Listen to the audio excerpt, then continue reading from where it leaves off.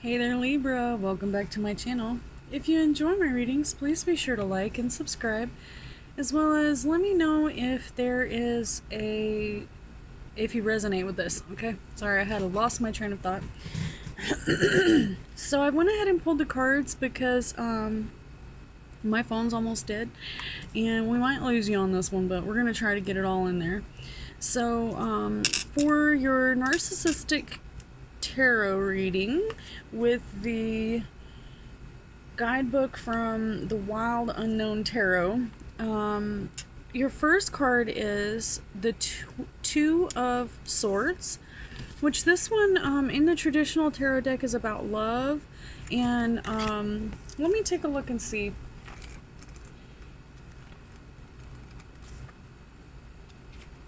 Alright, so the Two of Swords, blocked vision, stalemate. Okay. The Two of Swords depicts two opposing forces that have reached a stalemate. You cannot progress forward with either a relationship or a life decision. There's an answer that's being blocked, maybe by choice. Many times this card will indicate that you do not wish to face the truth or the light. That you do not wish to face the truth the light will reveal. Okay, so, especially if you have a kinfolk or family member telling you that your lover is not the best, nobody really wants to hear that, right? So, and it's sometimes hard for us to see, like, for ourselves. So, anywho, let's go ahead and take a look here. So the narcissistic card that goes with this is the bipolar mood disorder. And so this person that you're dealing with or situation might make you bipolar, okay? Says shifts in mood over a period of 4 to 7 days, all right? So unipolar depression is one way, not mood swings. It has to do with behaviors and reckless behavior, suicidal tendencies, delusions of grandeur, poor decisions, and you can go to osmosis.org for more information on this subject. So it says here that bipolar 1 is lows or for 2 weeks or so, with major highs. And bipolar 2 is hypomania states that last 4 days or longer. And then cyclothymia,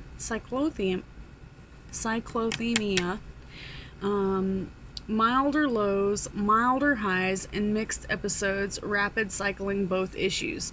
Drugs can trigger bipolar disorder. This is true, or the lack thereof can just also cause the same problems. So,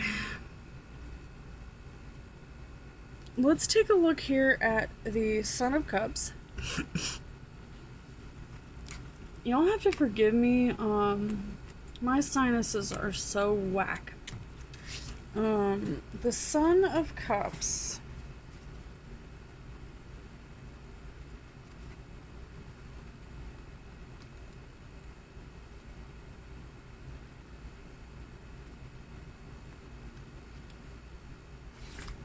Alright, it says, an artistic, introspective. Like all of the Cups family, the Sun truly excels within the arts. He's usually a musician or a visual artist of some kind, and he finds success within his field. His natural tendency to look inward adds to his charm and mystique. To others, he may seem secretive or even peaceful, while deep inside he carries a dark kernel of intensity. Okay, so that's this one. And it's the card that goes with it is Desperation Manipulation. The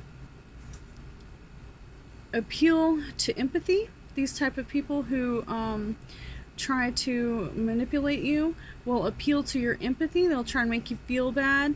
They will even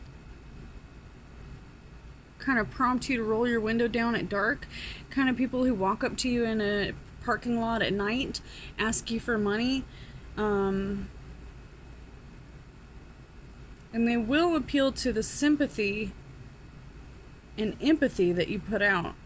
The client and lawyers use time-sensitive push to force you to do something fast before you have the time to think about what you're doing. All right, so let's move on to the Son of Swords. So you got the Son of Cups and the Son of Swords.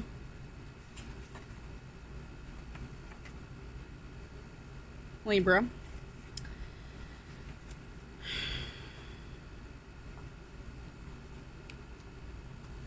So do you have someone else in your life?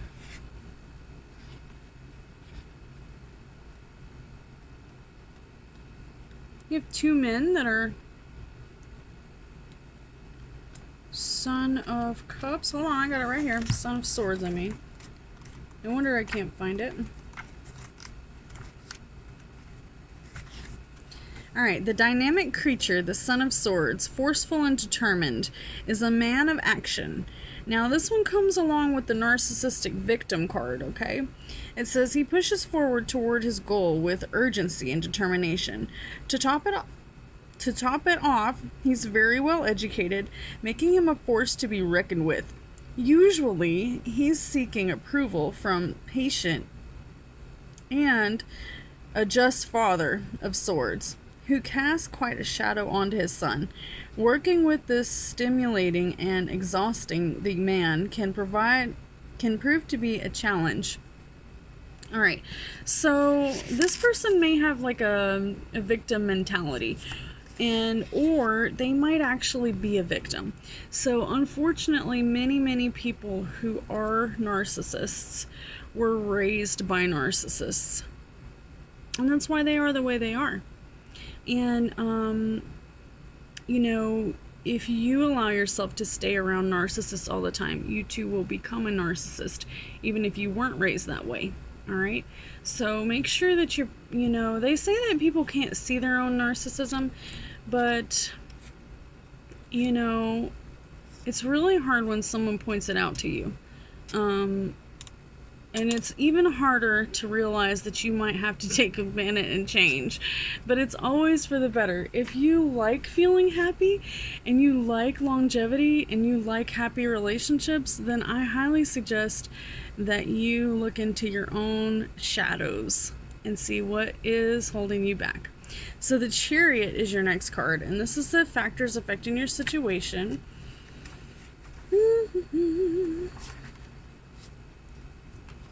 Long-term effects of manipulation goes with this one, and it has to do with physical rejection, abusive partner possibly, substance abuse maybe, if not physical, rejecting love, rejecting emotions, emotional starvation, devaluation, and criminal behavior.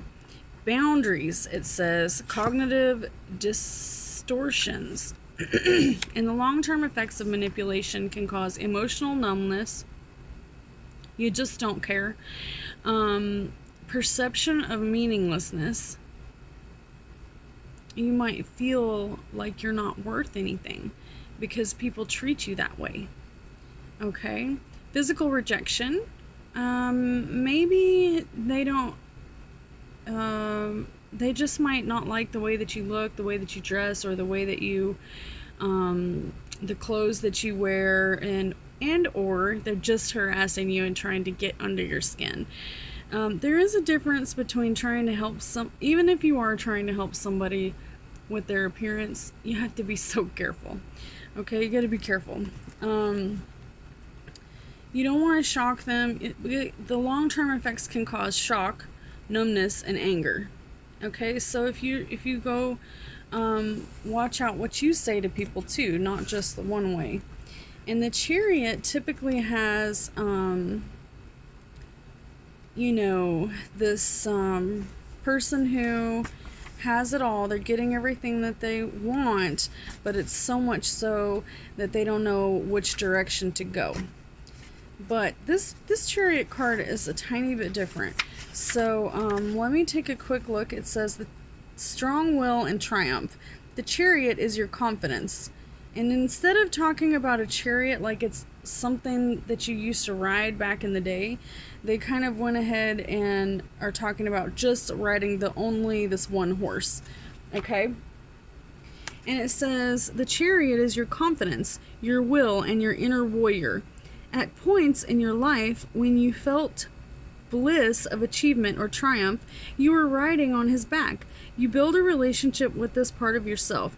Try to see the Chariot inside you.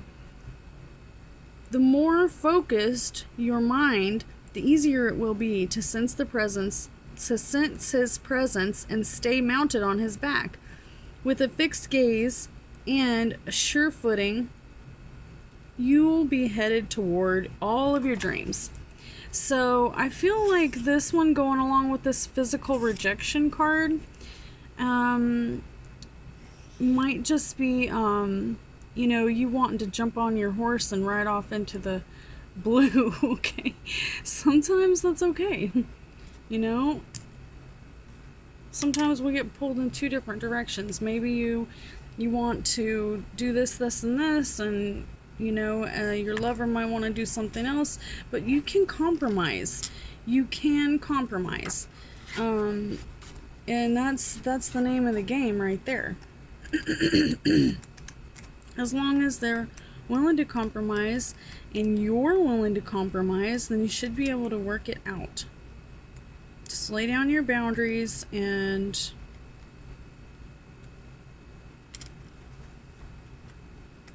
think about your future. Alright, so the Ten of Wands is our last card.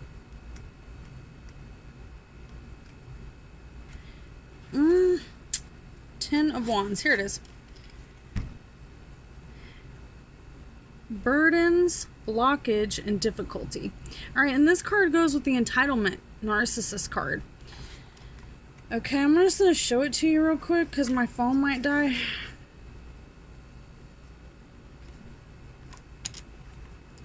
And y'all, I am probably not going to read this if my camera goes off. We're not linking videos, okay? So just take a minute and read it if the video goes off. The Ten of Wands is a difficult card to face. Mental or physical burdens have been weighing on your spirit. Over time, this leads to hopelessness, depression. Simply, you can't get through it. To what you want, okay? You cannot see the way.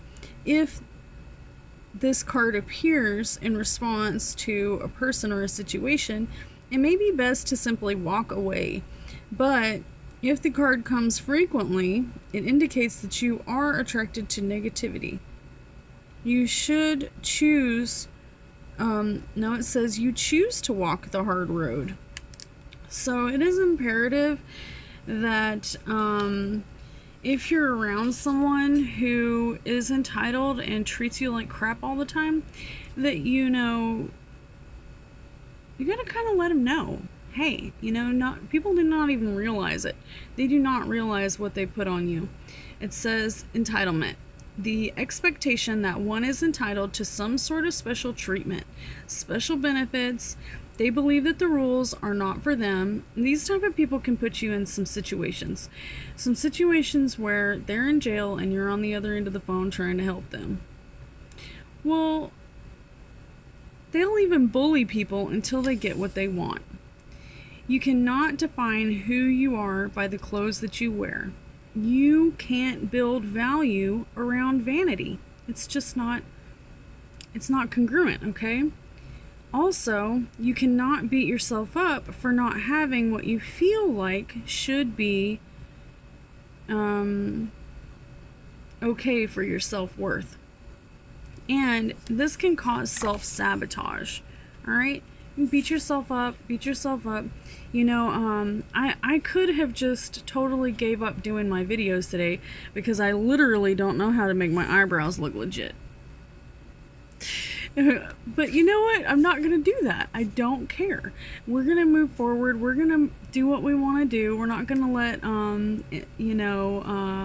physical issues or judgments put a cog in our wheel. We're going to move forward. We're going to do what we have to do. And if that means, you know, moving forward without some folks who hold you back, then you might have to do that. All right? So whatever it is that's holding you back, just, you know, even if it's a person, just tell them, hey, you know what? I've got plans. I want to better myself. And they will either help you or, you know, they can get on down the road, right? Did you see that, sugar? Whoops. Okay, so I hope this reading resonates. If it's leaving you feeling a little abrasive, let's pull a moral of the story with the Grim card. Okay, one Grim card. One little Grim. Beauty and the Beast. Value inward characteristics such as kindness over superficial qualities. Okay, this is so true. This goes right along with what we were talking about.